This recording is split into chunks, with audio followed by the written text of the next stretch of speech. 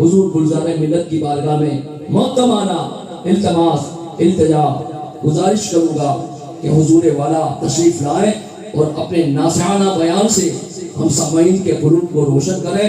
آئیے حضرت کا استقبال نعرہ تکبیر اور رسالت سے کریں. دیکھیں آپ کے نعرے میں کتنی طاقت ہے اور کس طرح سے آپ جواب دیتے ہیں. نعرہ تکبیر، دو ہاتھ کو بلند کر کے نعرہ رسالت، اس سے والی سورت، نعرہ حیدری، نعرہ حیدری، نعرہ حیدری، مسلک اعلیٰ حضرت، نعرہ تکبیر، نعرہ عیسیٰ. بسم اللہ الرحمن الرحیم. یا ایہا الذین آمنوا اتقوا اللہ وکونوا مع الصادقین. آمنت باللہ صدق اللہ مولانا العظیم وبلغنا رسولہ النبی الامین المتین المختار الکریم ونحن على ذلك لمن الشاهدين والشاكرين والحمد لله رب العالمين. انتہائی عقیدت و محبت کے ساتھ حضور آقا نامدار مدنی تاجدار دو عالم کے مالک و مختار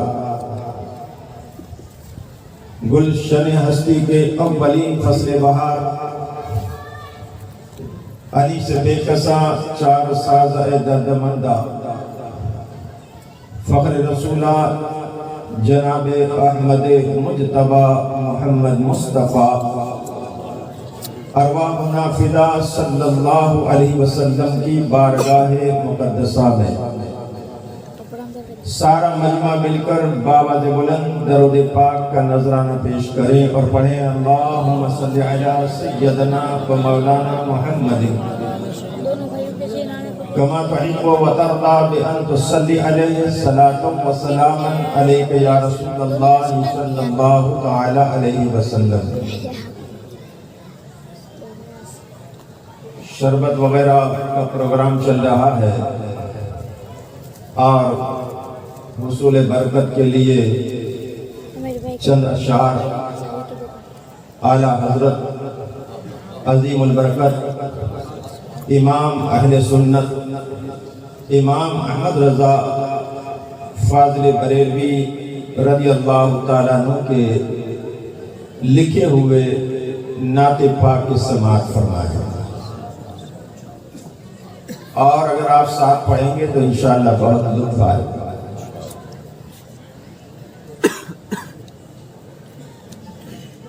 صبح طیبہ میں ہوئی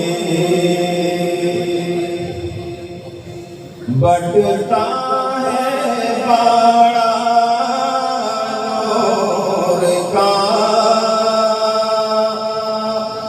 صبح طیبہ میں ہوئی بڑھتا ہے بڑا نور کا صدقہ لینے نور کا آیا ہے تارا نور کا. صلی اللہ علیہ وسلم نحن عباد محمد صلی اللہ علیہ وسلم.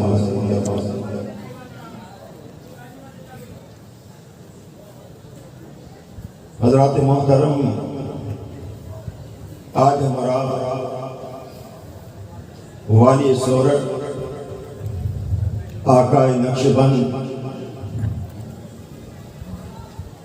حضرت سیدنا میاں محمود شاہ رحمت اللہ تعالی علیہ کے سالانہ عرس پاک میں جمع ہیں. اللہ تبارک و تعالی ہم سب کی حاضری والی سورت کی بارگاہ میں قبول فرمائے اور والی سورت کے دربار سے اللہ ہم سب کو مکہ معظمہ اور مدینہ طیبہ کی حاضری نصیب فرمائے. مل نہیں سکتا خدا ان کا وسیلہ چھوڑ کر، مل نہیں سکتا خدا ان کا وسیلہ چھوڑ کر، اور غیر ممکن ہے چڑھ جائیں ہم چھت پر زینہ چھوڑ کر۔ اور سرکار حضور مفتی اعظم ہند فرماتے ہیں کہ وصل مولا چاہتے ہو تو وسیلہ ڈھونڈ لو، وصل مولا چاہتے ہو تو وسیلہ ڈھونڈ لو، بے وسیلہ نزدیو ہرگز خدا ملتا نہیں۔ اور درد و غم کا مزہ وہ کیا جانے، درد و غم کا مزہ وہ کیا جانے، زخم اے درد دل کی دوا وہ کیا جانے، اولیاء سے جو بغض رکھتے ہیں عظمت مصطفیٰ وہ کیا جانے۔ حضرت محمود شاہ کا آج ان سے پاک ہے، حضرت محمود شاہ کا آج عرس پاک ہے، جوناگڑھ کتنا شرف پا گیا، اور جھوم کر آیا طیبہ سے ابر کرم، جھوم کر آیا طیبہ سے ابر کرم، اور اس شہر میں ہر طرف چھا گیا۔ اور آ جائے تجھ پر کوئی مشکل بھاری، آ جائے تجھ پر کوئی مشکل بھاری، کر جا کے مزار محمود شاہ پر آبرزاری، آ جائے تجھ پر کوئی مشکل بھاری، کر جا کے مزار محمود شاہ پر آبرزاری۔ ارے سوتا نہ سمجھ ان کو ذرا آنکھیں کھول، سوتا نہ سمجھ ان کو ذرا آنکھیں کھول، ارے ان سوتوں سے ہے فیض کا چشمہ جاری۔ سبحان اللہ سبحان اللہ۔ اور گلشن میں جا کے دیکھ نہ صحرا میں جا کے دیکھ۔ شاعر نے بڑا اچھا شعر فرمایا ہے کہ گلشن میں جا کے دیکھ نہ صحرا میں جا کے دیکھ، ارے کیا شان ہے ولیوں کی قرآن میں جا کے دیکھ۔ یہ قرآن بتائے گا کہ اللہ کے ولی کا مقام کیا ہے۔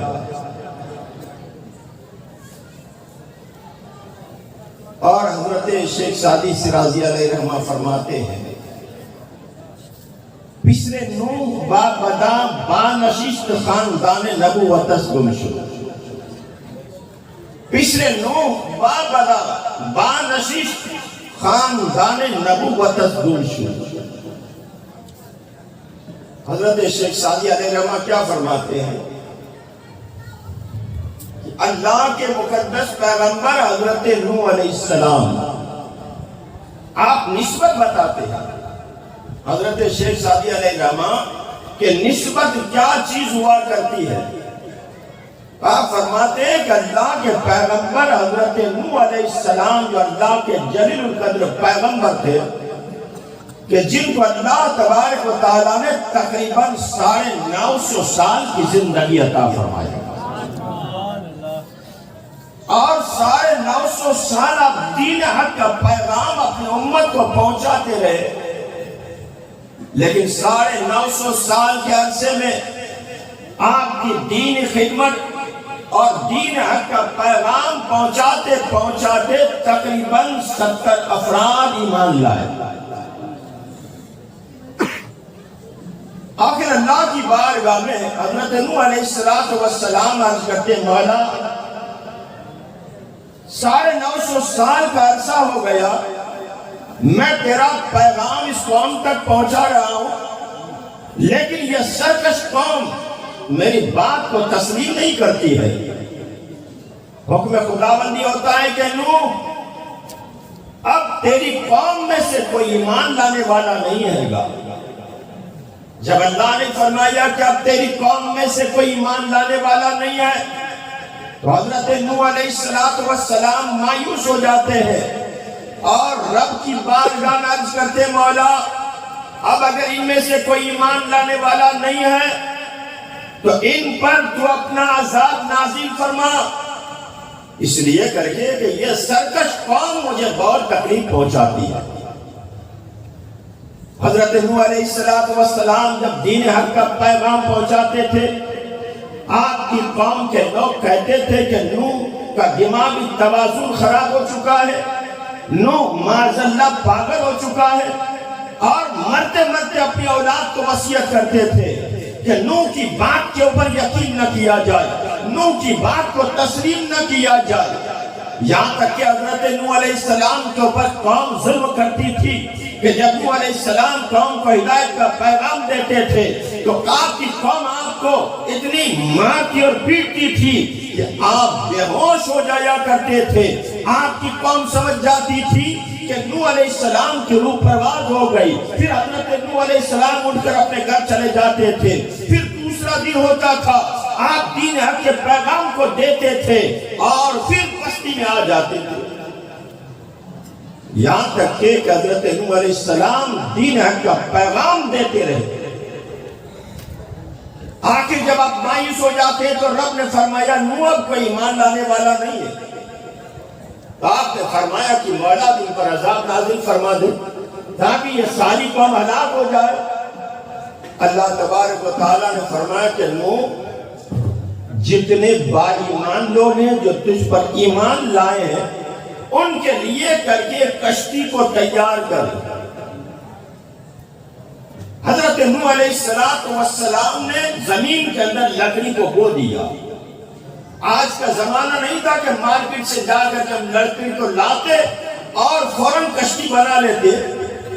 حضرت نوح علیہ السلام نے کشتی کو زمین میں بو دیا، لکڑی کو زمین میں بویا۔ یہ لکڑی کو نکلنے میں 100 سال کا عرصہ گزرا، 100 سال میں لکڑی نکلی۔ پھر اللہ تبارک و تعالیٰ نے فرمایا کہ نوح اب اس لکڑی سے اپنے ماننے والوں کے لیے کشتی کو تیار کر۔ اب حضرت نوح علیہ السلام نے اس کشتی سے، اس لکڑی سے کشتی کو بنانا شروع کر دیا۔ آپ دن میں کشتی بناتے تھے، رات میں مخالفین دشمنان حق، دشمنان اسلام آ کر کے کشتی کو توڑ دیتے تھے۔ رب کی بارگاہ میں عرض کرتے مولا میری محنت ضائع ہو رہی ہے، میں رات میں محنت کرتا ہوں، میں دن میں محنت کرتا ہوں، رات میں آ کر کے میری کشتی کو توڑ دیتے ہیں۔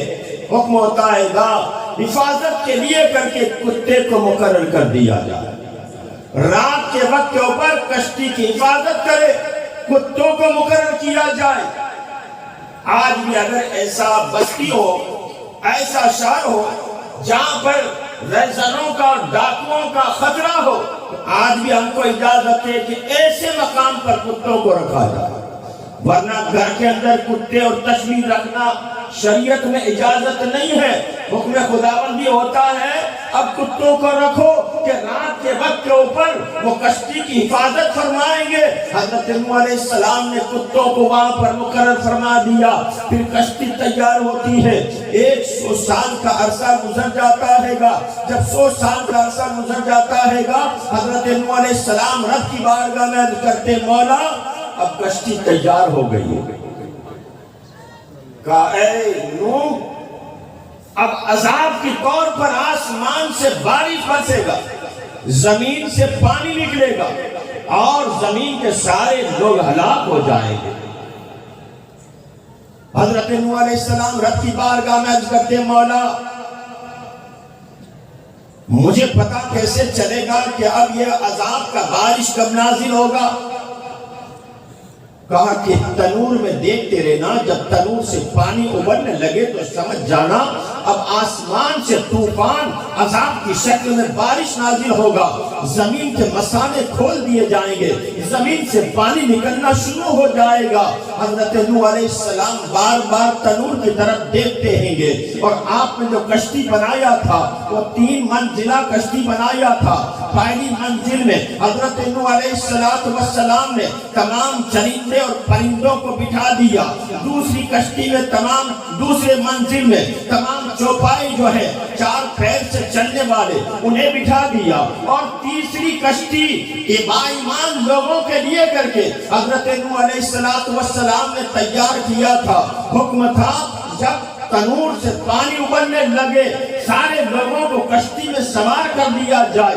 حضرت نوح علیہ السلام نے دیکھا پانی تنور میں ابل رہا ہے، آپ نے لوگوں کو آواز دیا، جس نے میرا کلمہ پڑھا ہے، جس نے اللہ کی ربوبیت کا اقرار کیا ہے گا، سارے لوگ جمع ہو جاؤ۔ سارے باایمان لوگ جمع ہو جاتے ہیں۔ آپ نے سارے ایک عورت ایک مرد جتنے باایمان تھے سب کو آپ نے تیسرے منزلے میں بٹھا دیا، سارے جانوروں کو آپ نے دوسرے منزلے میں بٹھا دیا، اور سارے چرندے اور پرندے جو زمین پر چلنے والے ہیں، آسمان میں اڑنے والے ہیں، ان میں سے بھی ایک نر کو لیا، ایک مادہ کو لیا اور تیسرے منزلے میں بٹھا دیا۔ سارے لوگ بیٹھ جاتے ہیں، سانپ اور بچھو بھی آتے ہیں۔ حضرت نوح علیہ السلام نے فرمایا تمہارا کام ہے لوگوں کو تکلیف پہنچانا، لہذا تمہیں میں کشتی میں سوار نہیں کروں گا۔ بچھو نے، سانپ نے کہا اے اللہ کے پیغمبر آپ ہم کو بھی سوار کر لیں، اور میں آپ سے وعدہ کرتا ہوں گا کہ جو آپ کا ماننے والا قرآن مقدس کی یاد پڑھ لے گا، سلام علی نوح فی العالمین، میں اسے کبھی زنگ نہ پہنچاؤں گا، میں اپنی نسلوں کو وصیت کر کے جاؤں گا۔ حضرت نوح علیہ السلام نے انہیں بھی بٹھا لیا۔ آج بھی اگر کسی کھیت کے اندر کسی دیہاتوں میں سانپ اور بچھوؤں کا اندیشہ ہے، وہ لوگ ہمیشہ پڑھ لیا کر سلام علی نوح فی العالمین، جو بندہ پڑھ لے گا وہ سانپ اور بچھو کے زر سے محفوظ رہے گا۔ کشتی تیار ہو جاتی ہے، آسمان سے پانی برستا ہے، زمین کے مشانوں کو اللہ تبارک و تعالیٰ کھول دیتا ہے، آسمان سے پانی برس رہا ہے، زمین سے پانی نکل رہا ہے۔ تفاسیر میں آتا ہے 40 دن تک پانی برستا رہا، زمین سے پانی نکلتا رہا۔ اب جب سارے لوگوں کی بیٹھنے کی بات آئی تو حضرت نوح علیہ السلام نے اپنے بیٹے سے فرمایا کنعان سے، اے کنعان تو بھی بیٹھ جا۔ آپ کی ایک عورت تھی جو کافرہ تھی جس کا نام وائلہ تھا، ایک کنعان اور ایک وائلہ دونوں باطن میں کافر تھے، اور انہوں نے کہا کہ نہیں، کنعان نے کہا کہ ابا جان آپ میری فکر نہ کریں، میں پہاڑ کی چوٹیوں میں چلا جاؤں گا، میں اپنی جان کو بچا لوں گا۔ لیکن اللہ کے پیغمبر حضرت نوح علیہ السلام نے فرمایا آج وہ پانی برسے گا، آج وہ پانی زمین سے نکلے گا کہ پہاڑ کی چوٹیاں ڈوب جائے گی، اور اللہ جسے بچانا چاہے گا وہی بچ سکتا ہے گا، ورنہ جو میری کشتی میں بچے گا بیٹھے گا وہ بچے گا۔ لیکن وہ کلمہ تو ظاہر میں پڑھتا تھا، لیکن اللہ کی ربوبیت اور اللہ کے نبی نوح علیہ السلام پر ایمان نہیں رکھتا تھا۔ پانی برسنا شروع ہو گیا۔ تفسیر میں آتا ہے کہ 6 مہینے تک یہ کشتی پانی کے اندر تیرتی رہی، ساری زمین کے اوپر پانی ہی پانی نظر آتا تھا۔ یہ کشتی تیرتی ہوئی خانے کعبہ کا طواف کیا، 7 چکر لگائے، اور جوت کی پہاڑ پر جا کر کے وہ کشتی ٹھہر جاتی ہے۔ حضرت نوح علیہ السلام کا بیٹا جو کہتا تھا کہ میں اپنی جان کو بچا لوں گا، پہاڑ پر چڑھ گیا، پہاڑ کی خو میں چلا گیا، سارے سوراخوں کو اس نے بند کر دیا، لیکن اللہ کو اس کو بچانا نہیں تھا۔ پہاڑوں کی خو کے اندر پانی پہنچ جاتا ہے، اور بول براس کے اندر وہ موت کے گھاٹ اترتا ہوا نظر آتا ہے۔ جب جوت کے پہاڑ پر یہ کشتی ٹھہرتی ہے، جب جوت کے پہاڑ پر کشتی ٹھہرتی ہے، پانی نکل جاتا ہے، حضرت نوح علیہ السلام کی 60-70 افراد جو باایمان تھے زمین پر اترتے ہیں، اور اس کے بعد یہ پوری دنیا آباد ہوتی ہے۔ اسی لیے کہا جاتا ہے حضرت نوح علیہ السلام کو کہ ثانی آدم کہا جاتا ہے۔ آدم علیہ السلام سے نسل انسانی کی ابتدا ہوئی، اس روئے زمین پر سب سے پہلے بشکل انسانی میں آنے والی ذات جو ہے وہ حضرت سیدنا آدم علیہ السلام کی ہے، اور اس کے بعد سارے روئے زمین سے لوگ ختم ہو گئے۔ اب دوبارہ جو نسل انسانی آباد ہو رہی ہے وہ حضرت نوح علیہ السلام کی وجہ سے آباد ہو رہی ہے۔ اس لیے کہا جاتا ہے کہ ثانی آدم حضرت نوح علیہ السلام کو کہا جاتا ہے۔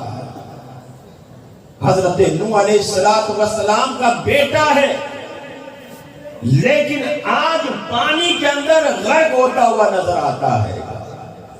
پچھلے نوح بانشش خاندان نبوت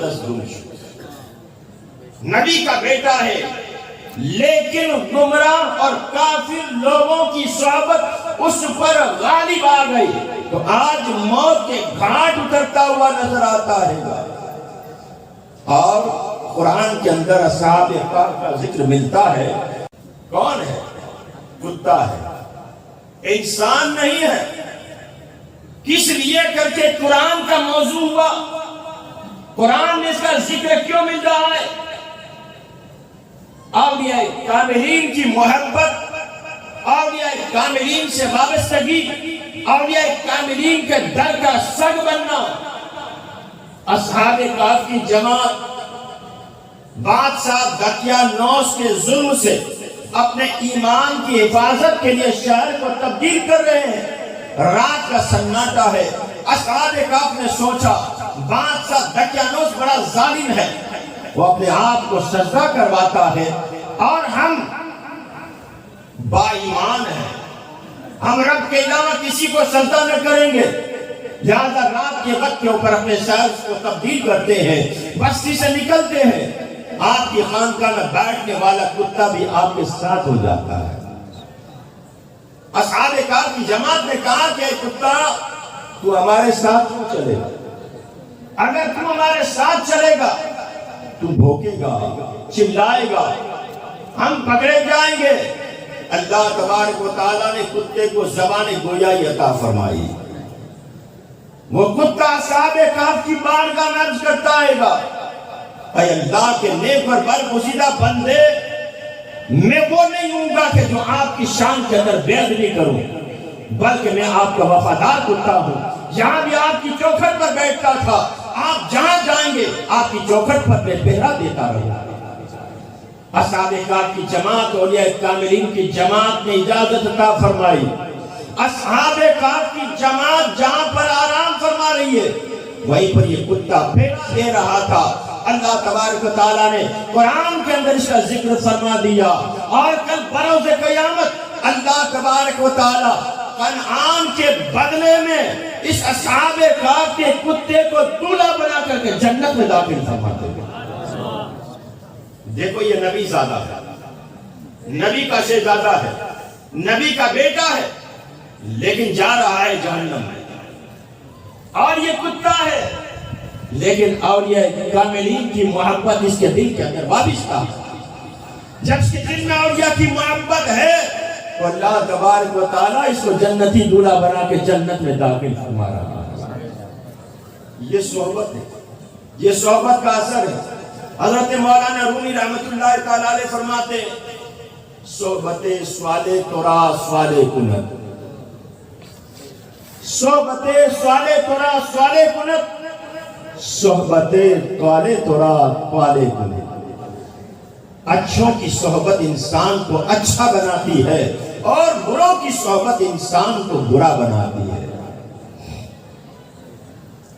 اگر آپ عطر فروش کی دکان پر چلے جائیں، حالانکہ آپ کو عطر لینا نہیں ہے، لیکن عطر فروش کی دکان پر جائیں گے تو آپ کے کپڑوں کے اندر عطر کی خوشبو مہکتی ہوئی نظر آئے گی۔ اور ایک کول سے کی لاٹھی والے کی دکان پر چلے جائیں، لاٹھی پر چلے جائیں، اگر وہاں سے کول سے نہیں خریدیں گے لیکن کول سے کے ذرات آپ کے لباس کے اوپر نمایاں نظر آئے گا۔ کیا پتا چلا؟ اچھوں کی صحبت میں اگر بیٹھو گے تو اللہ تعالیٰ تمہیں اچھا بنا دے گا، اور بروں کی صحبت میں بیٹھو گے تو برے بن جاؤ گے۔ صحبت کیا چیز ہے؟ نسبت کیا چیز ہے؟ قرآن مقدس میں سورہ یوسف میں اللہ تبارک و تعالیٰ فرماتا ہے گا کہ حضرت یعقوب علیہ السلام جو اللہ کے جلیل القدر پیغمبر ہیں، حضرت یوسف علیہ السلام کی جدائی کے اندر آپ اتنا روئے کہ آپ کی آنکھوں کا نور ختم ہو گیا. آپ اپنے بیٹے کی جدائی میں اتنا روئے، حضرت یوسف علیہ السلام کی جدائی میں، اس لیے کہ یوسف علیہ السلام کا بچپن کا زمانہ تھا اور آپ سے بچھڑ گئے تھے. حضرت یوسف علیہ السلام کے بھائیوں نے حضرت یوسف علیہ السلام کی بارگاہ میں عرض کیا کہ بھائی، آپ کی محبت میں والد محترم حضرت یعقوب علیہ السلام کے آنکھ کا نور ختم ہو چکا ہے. حضرت یوسف علیہ السلام بھی اللہ کے پیغمبر تھے اور آپ کے والد حضرت یعقوب علیہ السلام بھی اللہ کے پیغمبر تھے، اور پیغمبر کی دعا کبھی رد نہیں ہوتی ہے. حضرت یوسف علیہ السلام چاہتے تو رب کی بارگاہ میں وہیں سے دعا کر دیتے، اے اللہ میرے والد کی آنکھ میں نور عطا فرما دے، تو اسی وقت کے اوپر یعقوب علیہ السلام کی آنکھ میں نور آ جاتا. یعقوب علیہ السلام دعا فرماتے تو آپ کی آنکھ میں ضرور نور آ جاتا. لیکن صحبت اور نسبت کیا چیز ہے؟ تو حضرت یوسف علیہ السلام نے اپنا کرتا اتارا اور اپنے بھائیوں کو دے دیا اور فرمایا جاؤ یہ میرا کرتا والد محترم حضرت یعقوب علیہ السلام کی آنکھ پہ لگا دینا، اللہ تعالیٰ آنکھ میں نور عطا فرما دے. قرآن کے اندر یہ واقعہ ملتا ہے سورہ یوسف میں کہ حضرت یوسف علیہ السلام کا کرتا حضرت یعقوب علیہ السلام کی آنکھ پر لگتا ہے کہ اللہ تبارک و تعالیٰ ان کی آنکھ میں نور عطا فرما دے. اسی طرح دیکھیں آپ قرآن میں سورہ انبیاء کے اندر دیکھیں حضرت سیدنا ابراہیم علیہ السلام کا ذکر ملتا ہے. اللہ تبارک و تعالیٰ نے فرمایا یا نار کونی بارداً و سلاماً علی ابراہیم. جب فرعون نے حضرت ابراہیم علیہ السلام کے لیے کر کے آگ کے شعلے بھڑکائے اور آگ کے شعلے آسمانوں سے باتیں کرتے تھے، کئی کلومیٹر کی دور تک کی آگ کی تپش ظاہر ہوتی تھی، اور فرعون نے حضرت ابراہیم علیہ السلام کو آگ میں ڈالنا چاہا. اللہ نے کیا فرمایا؟ یہ آگ تیری فطرت ہے جلانا، لیکن آج اپنی فطرت کو تبدیل کر دینا، میرے ابراہیم کے لیے ٹھنڈی ہو جا، میرے ابراہیم کے لیے سلامتی والی ہو جا، اور میرے ابراہیم کے جسم کو محفوظ رکھنا. ابراہیم علیہ السلام کو آگ میں ڈالا جا رہا ہے. اب اللہ نے کیا فرمایا کہ ابراہیم کو محفوظ رکھنا، ابراہیم کو نہ جلانا. ابراہیم علیہ السلام کو جب آگ میں ڈالا جا رہا ہے، اب دیکھیں ابراہیم علیہ السلام کی تو اللہ تبارک و تعالی حفاظت فرماتا ہے، لیکن نسبت دیکھیں اگر ابراہیم علیہ السلام کے جسم کا کپڑا جل جاتا تو معجزات کے اندر کوئی کمی نہ آتی. ابراہیم علیہ السلام کے نالین جل جاتے، ابراہیم کے معجزات میں کوئی کمی نہ آتی، لیکن اللہ تبارک و تعالیٰ نے ابراہیم علیہ السلام کے جسم کی بھی حفاظت فرمائی، ابراہیم علیہ السلام کے لباس کی بھی حفاظت فرمائی، اور ابراہیم علیہ السلام کے نالین کی بھی حفاظت فرمائی. اب حکم یہ نہیں تھا کہ نالین کو نہ جلانا، کپڑوں کو نہ جلانا، لیکن یہ ابراہیم علیہ السلام کے جسم سے لگی ہوئی چیز تھی، اللہ تبارک و تعالیٰ نے اس کی بھی حفاظت فرما دیا. خصائص کبریٰ کو اٹھا کر دیکھ لیں، حدیث مصطفیٰ اس میں موجود ہے. حضرت انس رضی اللہ تعالیٰ عنہ کے پاس ایک رومال تھا. حضرت انس رضی اللہ تعالیٰ عنہ نے اس رومال کو آگ میں ڈال دیا.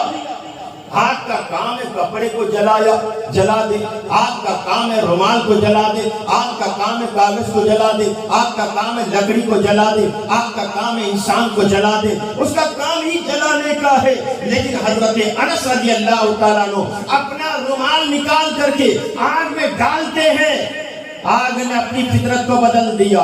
جیسے جیسے حضرت انس رضی اللہ تعالیٰ عنہ کا رومال آگ میں جاتا ہے وہ صاف اور ستھرا ہوتا جاتا ہے اور صاف ستھرا ہو کر آگ سے باہر آ رہا ہے۔ ہم پوچھیں گے کیوں آخر ہمارا رومال ڈالے جل جائے، مفتی صاحب کا رومال ڈالے جل جائے، سید سکندر باپو کا رومال ڈالے جل جائے، مولانا سلیمان صاحب کا رومال ڈالے جل جائے، عبداللہ باپو کا رومال ڈالے جل جائے، نثار باپو کا رومال ڈالے جل جائے، کسی اللہ کے برگزیدہ بندے کا اگر رومال ڈال دے جل جائے، لیکن یہ رومال کیوں نہیں جل رہا ہے؟ حضرت انس سے لوگوں نے پوچھا، اے انس یہ تو بتاؤ آپ کا رومال جلا نہیں بلکہ صاف اور ستھرا ہو کر کے باہر نکلا، تو حضرت انس فرماتے ہیں یہ عام رومال نہیں ہے گا، اس رومال پر ایک مرتبہ دست مصطفیٰ لگ چکا تھا، ایک مرتبہ یہ رومال پر رسول اللہ صلی اللہ علیہ وسلم کا دست مبارک لگ چکا تھا۔ ارے جس رومال پر دست مصطفیٰ لگ جائے اسے دنیا کی آگ کیا بلکہ جہنم کی آگ بھی نہیں جلاتی۔ اب اگر ہم چاہیں کہ دست مصطفیٰ سے نسبت حاصل کر لیں، وہ تو 1400 سال پہلے کی بات تھی، سرکار صلی اللہ تعالیٰ علیہ وسلم کی حیات زندگی میں یہ واقعہ پیش آیا۔ اب ہم چاہیں کہ نسبت اپنا لیں تو کیسے اپنا سکتے ہیں؟ آج بھی نسبت مل سکتی ہے، یہ نسبت آج بھی مل سکتی ہے۔ ہم جس شے کے ہاتھ پر ہاتھ دیتے ہیں، ہم جس پیر کے ہاتھ پر ہاتھ دیتے ہیں، چاہے سلسلے قادریہ ہو، چاہے سلسلے نقش بندیہ ہو، چاہے سلسلے سہروردیہ ہو، چاہے سلسلے چشتیہ ہو، چاروں مشائخین کے سرکار غوث پاک، جو بھی پیر بیعت کرتا ہے وہ اپنے مرید سے یہی کہتا ہے کہو میں نے اپنا ہاتھ غوث اعظم کے ہاتھ میں دیا۔ پیر اور مرید میں کیا فرق ہے یہ راز تو سمجھو، پیر اور مرید میں کیا فرق ہے یہ راز تو سمجھو۔ میں پیاسا بن کر آیا ہوں، وہ دریا دے کر کے آیا۔ آج لوگ کہتے ہیں پیری مریدی میں کیا ہے، یہ کاروباری بزنس سمجھ لیا ہے، بلکہ میں آپ کو بتاؤں گا کہ پیری مریدی کیا چیز ہے۔ ہم جس پیر کے ہاتھ پر ہاتھ دیتے ہیں وہ کہتے ہیں کہو میں نے اپنا ہاتھ غوث اعظم کے ہاتھ میں دیا۔ اب ہم نے جس پیر کے ہاتھ پر ہاتھ دیا وہ پیر کا ہاتھ نہیں ہے، یہ نہ سمجھے کہ یہ ہمارے پیر کا ہاتھ ہے، بلکہ یہ ہاتھ اس پیر کا ہے جس پیر سے اس کی نسبت قائم ہے۔ پھر اس کو جس نے خلافت دی اس کا ہاتھ، پھر اس کو جس نے خلافت دی اس کا ہاتھ، پھر اس کو جس نے خلافت دی اس کا ہاتھ، یعنی یہ نسبت ملتے ملتے سرکار غوث اعظم تک جاتی ہے۔ سرکار غوث اعظم سے چلے تو سرکار جنید بغدادی، حضرت ابو سعید مخزومی، اور آگے بڑھتے بڑھتے یہ ہاتھ مولا کائنات تک پہنچتا ہے، اور مولا کائنات سے یہ ہاتھ دست مصطفیٰ تک جاتا ہے۔ یہ ہمارا ہاتھ دست مصطفیٰ تک جاتا ہے۔ آج بھی ہم چاہیں کہ دست مصطفیٰ کی نسبت حاصل کر لیں تو اپنے پیر کے ہاتھ کو دست مصطفیٰ سمجھ لیں، تو اللہ تبارک و تعالیٰ اس ہاتھ کی ضرور لاج رکھ لے گا۔ اب لاج رکھنے والوں نے کیسی لاج رکھی ہے؟ حضرت مالک بن دینار رضی اللہ تعالیٰ عنہ اللہ کے بڑے اور برگزیدہ بندے ہیں۔ آپ کا ایک دائریے کے ساتھ مناظرہ ہوتا ہے، دین حق پر آپ کا مناظرہ ہوتا ہے۔ حضرت مالک بن دینار رضی اللہ تعالیٰ عنہ نے دین حق کے اوپر اس کے اوپر دلائل قائم کر دیے. دائریہ دلائل کو سنتا ہے، جواب دیتا گیا. جیسے مناظرے ہوتے ہیں، سوال اور جواب ہوتے ہیں. آخرکار حضرت مالک بن دینار رضی اللہ تعالیٰ عنہ نے کہا اے دائریہ ہمارا مناظرہ اب ایسے نہیں ہوگا، سوال و جواب سے اب ہمارا مناظرہ نہیں ہوگا. کہا کیسے ہوگا؟ کہا ہمارا مناظرہ ایسے ہوگا، ایک آگ کو جلایا جائے، اس آگ کے اندر میں بھی ہاتھ ڈالوں گا، اس آگ کے اندر تو بھی ہاتھ ڈال دے، جس کا ہاتھ سلامت رہے اس کا دین حق ہے. دائری نے کہا ٹھیک ہے. حضرت مالک بن دینار رضی اللہ تعالیٰ عنہ ہاتھ لیتے ہیں، دائریہ کا بھی ہاتھ ہے، مالک بن دینار کا بھی ہاتھ ہے، دونوں کا ہاتھ آگ کے اندر ڈال دیا جاتا ہے. مشیت الہی سے نہ حضرت مالک بن دینار کا ہاتھ جلا نہ دائریہ کا ہاتھ جلا. حضرت مالک بن دینار رضی اللہ تعالیٰ عنہ رب کی بارگاہ میں سجدہ کرتے، مولا حق اور باطل کا فیصلہ نہیں ہوا، نہ میرا ہاتھ جلا نہ دائریہ کا ہاتھ جلا، فیصلہ کیسے ہوگا؟ عاطف غیبی سے آواز آتی ہے، مالک تیرے ہاتھ کے ساتھ دائریہ کا ہاتھ تھا تو میری غیرت نے گوارا نہ کیا کہ تیرے ہاتھ کے ساتھ لگا اس کے ہاتھ کو میں جلا دوں. اگر انصاف کرنا ہے، اگر پہچان کرنی ہے تو پہلے اپنا ہاتھ ڈالو، بعد میں دائریہ کے ہاتھ کو ڈلواؤ. اب حضرت مالک بن دینار نے کہا نہ تیرا ہاتھ جلا نہ میرا ہاتھ جلا، فیصلہ نہیں ہو رہا ہے گا، اب میرا ہاتھ الگ ڈالیں گے تیرا ہاتھ الگ ڈالیں گے. پھر کہا ٹھیک ہے. حضرت مالک بن دینار رضی اللہ تعالیٰ عنہ نے بسم اللہ الرحمن الرحیم پڑھا، اپنا ہاتھ کو آگ میں ڈال دیا، آگ میں جلتا رہا، لیکن حضرت مالک بن دینار کا ہاتھ نہ جلا، ہاتھ میں نکال لیا. دائریہ کو بھی ہمت تھی، پہلے میرا ہاتھ بھی نہ جلا تھا، اب مالک بن دینار کا بھی نہیں جل رہا ہے، اب بھی میرا ہاتھ نہ جلے گا. اب جیسے مالک بن جیسے دائریہ نے ہاتھ ڈالا کہ ڈالنے کے ساتھ اس کا ہاتھ جل جاتا، فیصلہ ہو جاتا ہے. دین اسلام برحق ہے، دین اسلام حق مذہب ہے.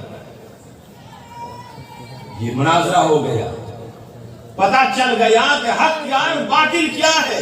تو ایک اللہ کے ولی کے ہاتھ کے ساتھ ہاتھ دائریہ کا مل جائے تو اللہ تبارک و تعالیٰ اس کے ہاتھ کو نہیں جلاتا ہے. یاد رکھو، جس نے والی سورج کی چادر کو ہاتھ میں لے لیا.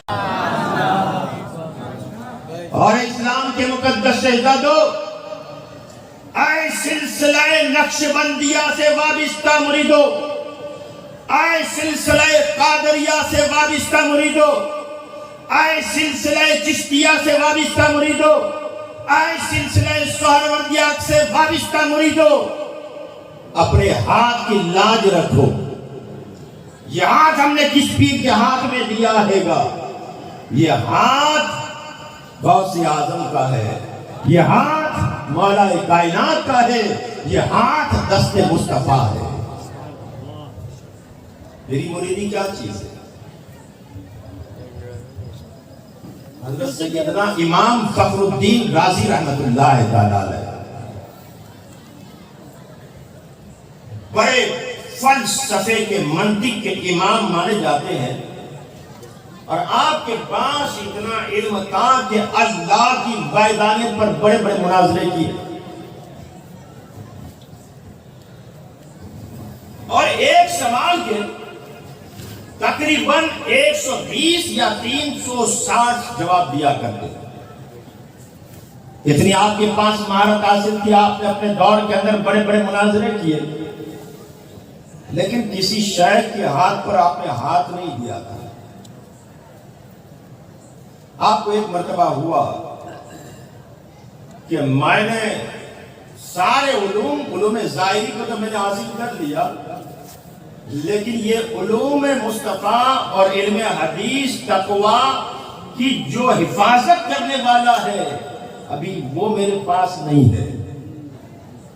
میں نے جو آیت پڑھی نا، یا ایھا الذین آمنوا اتقوا اللہ وکونوا مع الصادقین، اے ایمان والو، ایمان والوں سے خطاب ہوتا ہے، اللہ سے ڈرو اور سچوں کے دامن سے وابستہ ہو جاؤ. آخر اللہ تبارک و تعالیٰ سچوں سے وابستہ ہونے کے لیے کیوں فرما رہا ہے؟ جب ہمارا ایمان سلامت، تقوی، علم، عمل، ساری چیزیں ہمارے پاس ہے تو نجات کے لیے کافی ہے۔ اب ہمیں سچوں کی صحبت، سچے کے دامن سے وابستہ ہونے کی کیا ضرورت ہے؟ تو ہمارا علم جو ہے، ہمارا تقوی جو ہے، ہمارے عمل جو ہے، وہ اس وقت تک کے محفوظ رہیں گے جب تک کہ ہم کسی اللہ کے برگزیدہ بندے کی غلامی کا پٹا ہمارے گلے میں نہیں ڈالیں۔ اگر ان کی غلامی کا پٹا ہمارے گلے میں ڈال لیا تو اللہ تبارک و تعالی ہمارے ایمان کی بھی حفاظت فرمائے گا اور ہمارے عمل کو بھی اللہ محفوظ فرما دے گا۔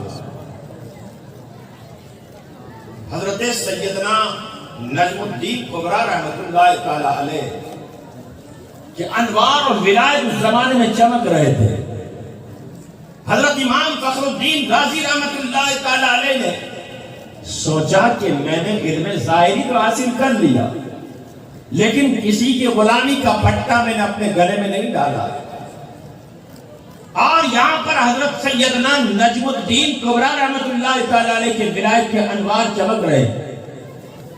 آپ خانقاہ میں تشریف لے جاتے ہیں، سیدنا نجم الدین کبریٰ رحمۃ اللہ تعالی علیہ کی جا کر کے ادب و احترام کے ساتھ سلام پیش کیا، زانوی ادب آدم کے ساتھ بیٹھ گئے اور کہا کہ حضور میں آپ کی بارگاہ میں غلامی کا پٹا پہننے کے لیے آیا ہوں، میں ابھی تک کسی سے بیعت نہیں ہوا ہوں گا، مجھے اپنی غلامی میں قبول فرما دے۔ دیکھیں پیر قریب ہو یا دور ہو اس سے کوئی فرق نہیں پڑتا ہے، ہاں اتنا ہے کہ پیر و مرشد کا شجرہ روزانہ پڑھنا چاہیے اور تصور شیخ روزانہ کرنا چاہیے۔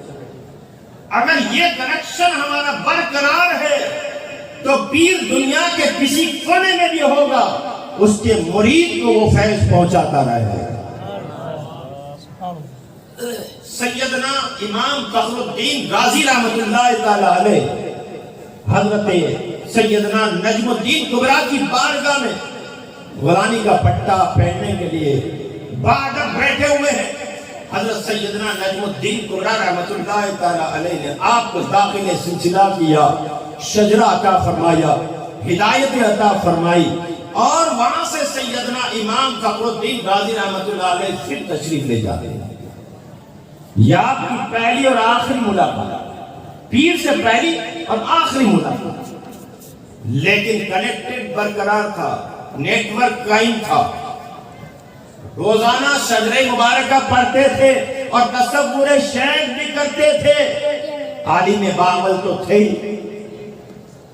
اب آپ پھر دین حق کے مناظرے کے لیے نکل جاتے ہیں۔ اب آپ کا بھی وہ وقت آ جاتا ہے کہ جس کے بارے میں اللہ کا قرآن فرماتا ہے کل نفس ذائقۃ الموت، ہر نفس کو موت کا مزہ چکھنا ہے۔ دیکھیں یہی ایمان بچانا سب سے بڑا کٹھن ہوتا ہے۔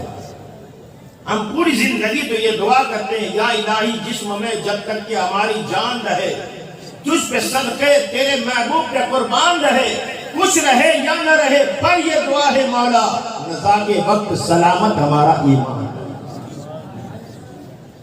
نزا کے وقت ایمان کو سلامت لے جانا یہ سب سے بڑی کامیابی ہے۔ اور ایسے وقت پر ہی پیر رہنمائی فرماتا ہے۔ حضرت سیدنا نجم الدین کبریٰ رحمۃ اللہ، حضرت سیدنا امام فخر الدین رازی رحمۃ اللہ تعالی علیہ، سکرات کا عالم ہوتا ہے، ہر انسان کے پاس شیطان آتا ہے سکرات کے وقت، اور اس بندے کو پانی کی اتنی پیاس لگی رہتی ہے کہ وہ العطش العطش کہتا رہتا ہے۔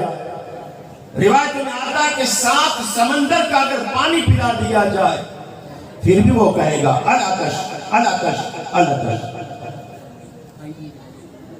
ایسے وقت میں شیطان ایمان کو سلب کرنے کے لیے آتا ہے، ہاتھ میں گلاس ہوتا ہے اور یہ کہتا ہے کہ قید خدا ایک نہیں 2 ہے، یہ پانی کا ٹھنڈا اور میٹھا شربت میں تجھے پلا دیا۔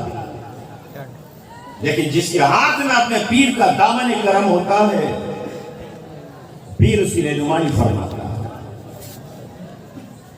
پانی وہ شربت نہیں ہوتا ہے بلکہ وہ شیطان کا پیشاب ہوتا ہے۔ اگر وہ کہہ دیتا ہے خدا ایک نہیں دو مجھے شربت پلا دے تو وہ شربت نہیں ہوتا ہے بلکہ وہ شیطان کا پیشاب ہوتا ہے۔ ایسے وقت میں شیطان امام فخر الدین رازی کے ایمان سلب کرنے کے لیے آ رہا اور کہتا ہے امام فخر الدین دنیا میں بڑے بڑے مناظرے کیے ہیں، دنیا میں بڑے بڑے زندہ باد کے نعرے لگوائے ہیں، دنیا میں بڑے بڑے ہار اور مالا پہنی ہے، آج مجھ سے بھی مناظرہ کر۔ اللہ کی وحدانیت کے اوپر مناظرہ تھا، اللہ ایک ہے اس کی دلیل کیا ہے؟ حضرت امام فخر الدین رازی رحمت اللہ تعالیٰ علیہ نے فرمایا لا الہ الا اللہ، نہیں ہے کوئی معبود سوائے اللہ کے۔ شیطان نے دلیل کو کاٹ دیا، حالانکہ وحدانیت کی دلیل کوئی کاٹ نہیں سکتا ہے، لیکن اس وقت کے اوپر شیطان نے تسلیم نہ کیا، پھر دوسرا سوال قائم کر دیا۔ امام فخر الدین رازی نے فرمایا قل هو اللہ احد، پھر شیطان نے اس کو تسلیم نہ کیا، یہاں تک کہ حضرت امام فخر الدین رازی سوال کے جواب پر یہاں تک کہ 120 سوال یا 120 جواب یا 360 جواب آپ نے عطا فرمائے، اور ان قریب تھا کہ آپ لاجواب ہو جاتے۔ آپ نے سوچا میں نے جس پیر کے ہاتھ پر اپنا ہاتھ دیا ہے گا، آنکھیں بند کیا اور کہا یا سیدی مرشدی نزا کا وقت ہے، شیطان میرا ایمان سلب کرنا چاہتا ہے، آپ میری رہنمائی فرمائیں۔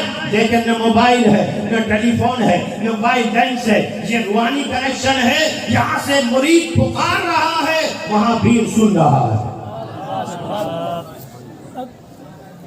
حضرت سیدنا نجم الدین دوبرہ رحمت اللہ تعالیٰ علیہ وہاں سے تصرف فرماتے ہیں، نگاہ کرم فرماتے ہیں، آپ وضو فرماتے تھے اور اسی وقت کے اوپر زبان برائت سے فرمایا اے فخر الدین کہہ دے میں نے بغیر دیکھے خدا کو ایک تسلیم کیا۔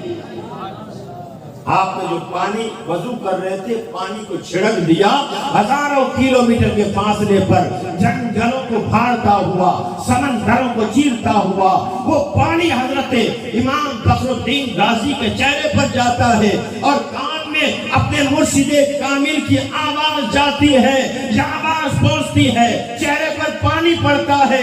حضرت امام فخر الدین رازی رحمت اللہ تعالیٰ علیہ شیطان کو جواب دے دیتے ہیں مردود میرے ایمان کو سلب کرنا چاہتا ہے، میں نے بغیر دیکھے خدا کو ایک تسلیم کیا اور پڑھ لیا لا الہ الا اللہ محمد الرسول اللہ صلی اللہ تعالیٰ علیہ وسلم۔ بس اتنا پڑھنا تھا کہ آپ کی روح پرواز ہو جاتی ہے، پتہ چلا کہ زندگی میں بھی پیر کام آتا ہے اور سکرات کے وقت بھی پیر کام آتا ہے، قبر میں مرشد کام آتا ہے، حشر میں مرشد کام آتا ہے، لیکن کامل پیر شریعت کا پابند پیر ہو جس کا سلسلہ حضور صلی اللہ علیہ وسلم تک ملتا۔